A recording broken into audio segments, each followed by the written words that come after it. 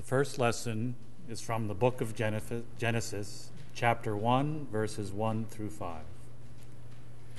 In the beginning, when God created the heavens and the earth was a formless void, and darkness covered the face of the deep, while a wind from God swept over the face of the waters. Then God said, "Let there be light," and there was light. And God saw that the light was good, and God separated the light from the darkness. God called the light day, and the darkness he called night. And there was evening, and there was morning, the first day. In this reading, may we find God's word for us. Thanks be to God. Please stand as you are able for the reading of the gospel. The gospel is from the book Mark, chapter 1, verses 4 through 11.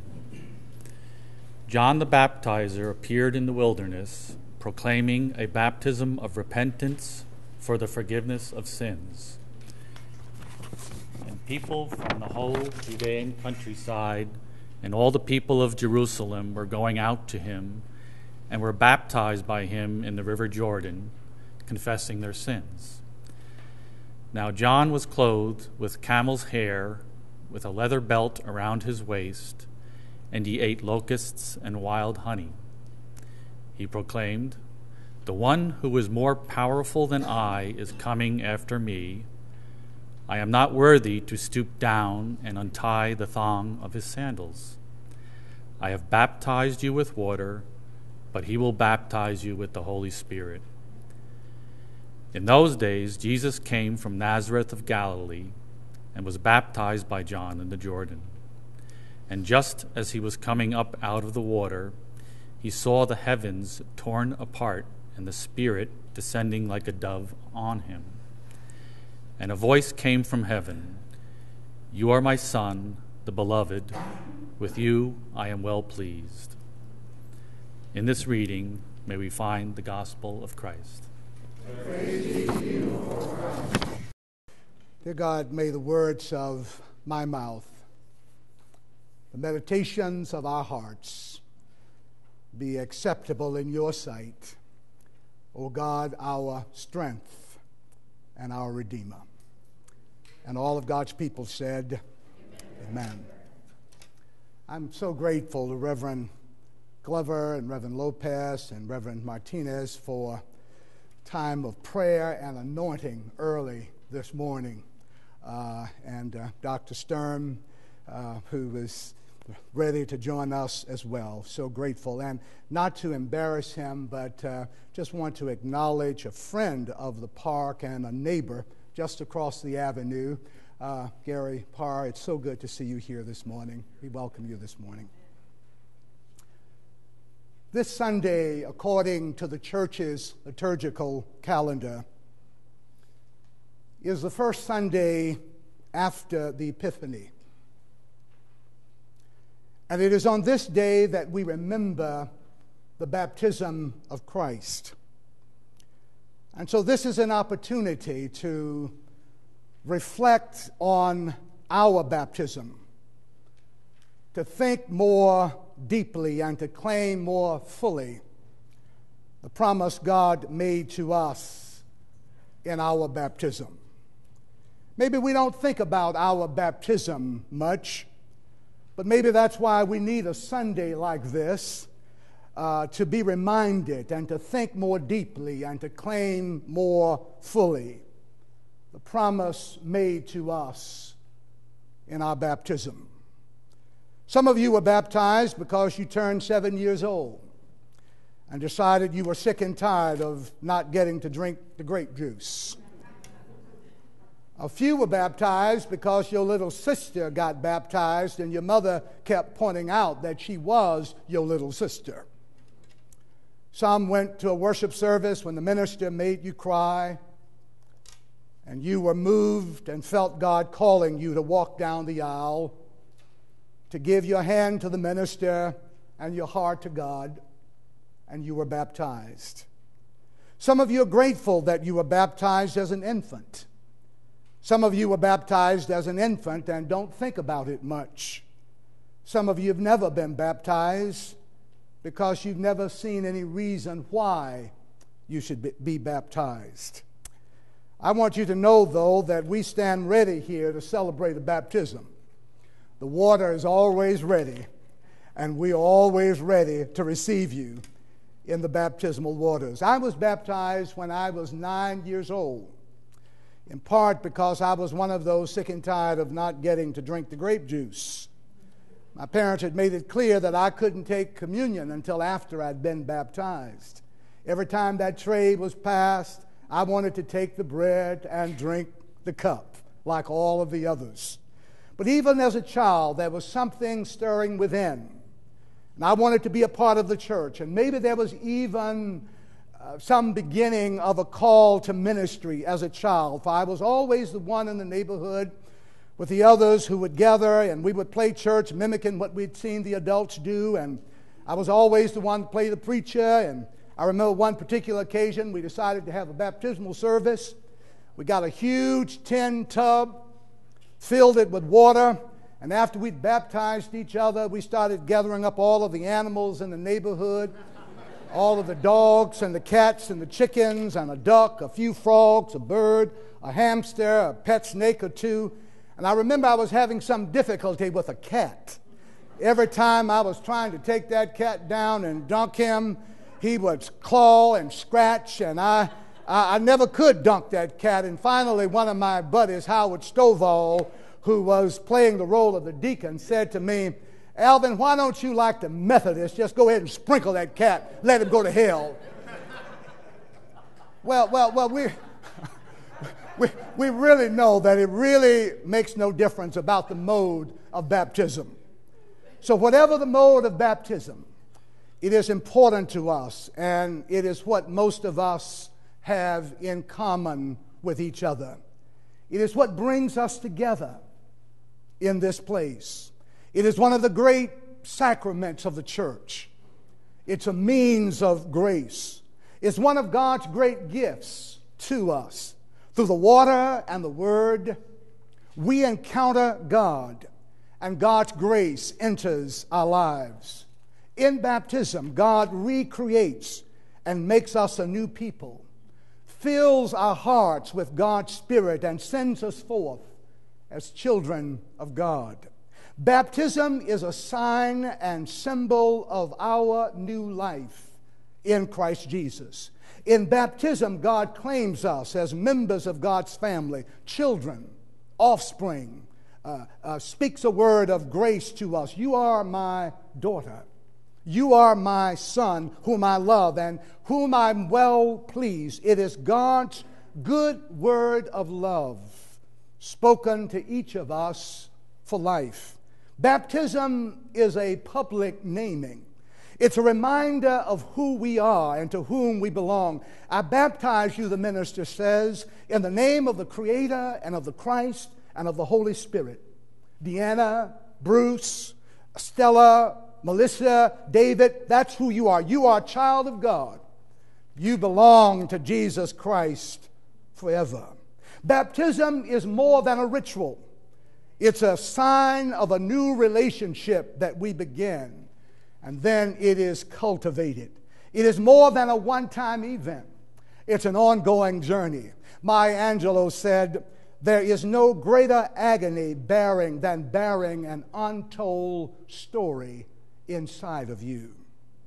And Audre Lorde, who lived here in New York, in this neighborhood until she died some years ago, was a Caribbean-American writer, radical feminist, and civil rights activist. Often said, "I've come to believe over and over again that what is most important to me must be spoken, must be verbal and shared, even at the risk of having it bruised or misunderstood." Speaking to audiences all over the world, she called us to transform our silence into language and action, often asking, "What are the words you do not yet have? What do you need to say? What are the tyrannies you swallow day by day and attempt to make your own until you will sicken and die of them still in silence? Historical, systemic, family, and individual silences surround us. Stuff we just don't talk about. We don't have words for. We don't have voice for. What are the events? What are the experiences? What are the episodes in your life that you are afraid to speak of? Are there fears we've never faced? Are there traumas that terrorize us and shake us at our core, but we've never been able to find voice, to be able to speak? Rape, child abuse, mental illness, suicide, prostitution, prison, torture, afflictions, addictions of one sort or another. What voice was within the power of their truth shake the wilderness and flash flames of fire in us? Do we listen? Do we hear? Do we have the capacity to turn our silence into words and our words into action? That's what she was getting at. And as followers of the Lord Jesus Christ, we believe that it is in the baptismal waters that the silence is penetrated, and we find our voice, and we are able to speak and face the fears and traumas that, left unattended, would completely diminish and destroy us. And it is not only our voice that we hear in the baptismal waters. We hear the voice of God saying, "The Holy Spirit is upon you, and you are loved and forgiven and set free. You are my child. You are a member of the family of God. You are beloved, the one in whom I am well pleased. Take me to the water to be baptized. None but the righteous. Take me to the water." You know, I heard a pastor friend of mine some years ago introduce a newly baptized person to her congregation by saying, "In this family, water is thicker than blood." I like that. In this family, this is the family of God, and in this family, water is thicker than blood.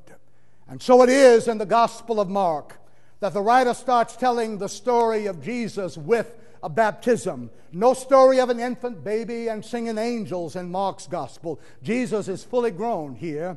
And Mark starts off telling us that one day Jesus puts down his hammer, takes off his tool belt, puts his carpenter tools away, and he starts asking a question: what does God want of me? What does God want me to speak? What does God want me to do? He heads south, finds his cousin John smelling of locusts and honey, standing in the muddy Jordan in his Campbell hair baptismal robe. Jesus gets in line, waits his turn, wades out into the water right next to real-life sinners like you and me. Why is Jesus coming to be baptized now? We can only speculate. In Israel, entering into public life, most people did so around age 30. Maybe that's reason enough. I don't know.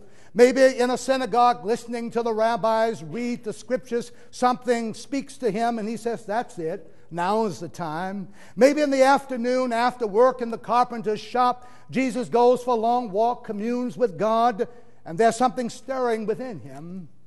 Maybe he remembers something he saw when he was a teenager, and there grows in him a burning desire to work for justice and fairness. Maybe that's it. I don't know. Maybe it was his mother's prayers. Maybe he still remembered when he was 12 years old in the temple saying, "I've got to be about my Father's business." I don't know why Jesus came to the waters at this particular time. All I know is that one day Jesus folded his carpenter's apron, having shaken the shavings from it, put it on the bench, went to the house, told his mother and brothers and sisters goodbye. He made his way through the grain fields down to the dark valley of the Gap of Jezreel and presented himself for baptism. And on the occasion of his baptism, we learn a great deal about Jesus. We learn that he is the head of a new kingdom, a new realm, a new world order, a new movement. A voice from heaven said, "This is my beloved." And this is a quotation from Psalm 2. It was spoken on the occasion of the crowning of the King of Israel. Now it is quoted at Jesus' baptism. What does it mean that he is God's beloved? Does it mean that he rides around in his chariot on silk cushions and royal robes, wearing a crown and saying kingly things and elevating himself above the common people, saying, "Don't touch me, I'm the beloved, I'm the king, I'm doing kingly things and kingly pronouncements, and I'm going to the palace now and I'm going to take a kingly nap and go to a kingly banquet"? Is that what it means? I think not. The last portion of that quotation from Psalm 2 that we hear, where he says, "The voice from heaven saying, 'This is my beloved," this is a phrase from Isaiah 42. It's a line from the description of the suffering servant, the one who gives his life away for others. The suffering servant will go about his work unnoticed, unobtrusive, unannounced, nearly silent. So this king is no proud, pumped up, pompous, propped up, pushed up king leading armies with an entourage. No, this is a suffering servant with a silent witness for justice, a drum major, as Dr. King put it, for peace and justice and love. Power and pomp and circumstance will not be his way. This is who Jesus is. And the voice said, "He is my beloved, in whom I am well pleased." And still wet from his baptism, Jesus left the Jordan, went about God's business, and every crying person, and every broken-hearted person, and every hungry person, and every hurting person, and every oppressed person, and every rejected person, and every diseased person, and every depressed person, and every tortured person, and every suffering person, that was his business. And so we come this morning to remember Jesus' baptism, but more, we come to remember our own baptism. This is why Martin Luther often said, "Remember your baptism." When Martin Luther was tempted to give up following Christ, he would sit in his study and recite it almost as a mantra. "I'm baptized, I'm baptized, I'm baptized." Remember your baptism. I can't tell you how many times I've had to try to recall something. Going through the remember why we are in this, what this is about. But when we remember and are true to our baptism, we can't stay in our comfort zones and only do what makes us comfortable and makes everybody else happy. We can't just do what will be appreciated and applauded. We can't just be satisfied with the way things are. Yes, we see the world as it is, but we also see the world as it can be. I don't know whether your baptism will lead you out of here to protest and march with Peter Hetzel and others and in the Black Lives That Matter movement.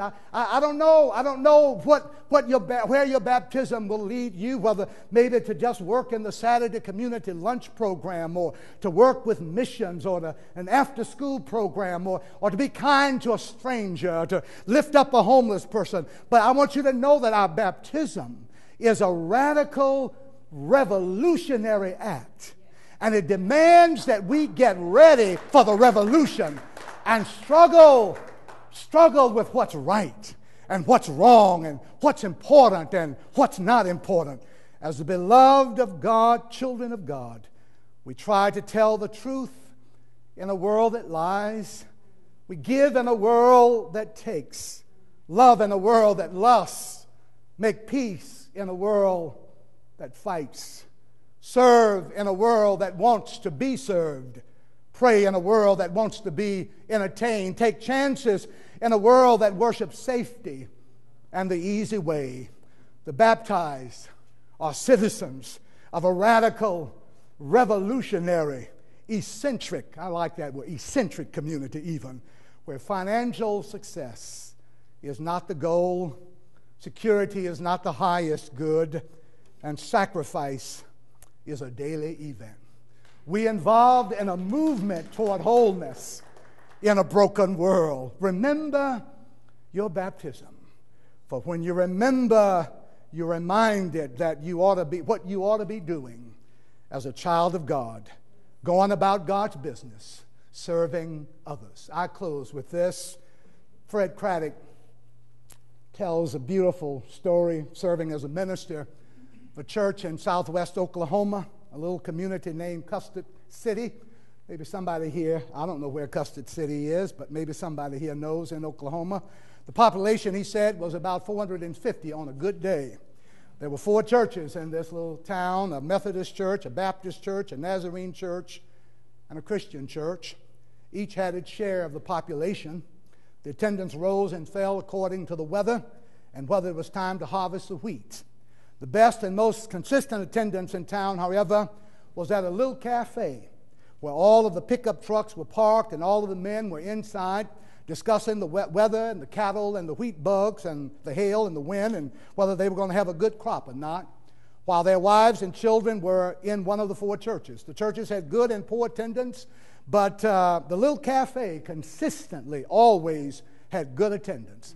And every once in a while, a few of the men would go and join the wives and the children in the church. But there was one man in this little town whose name was Frank.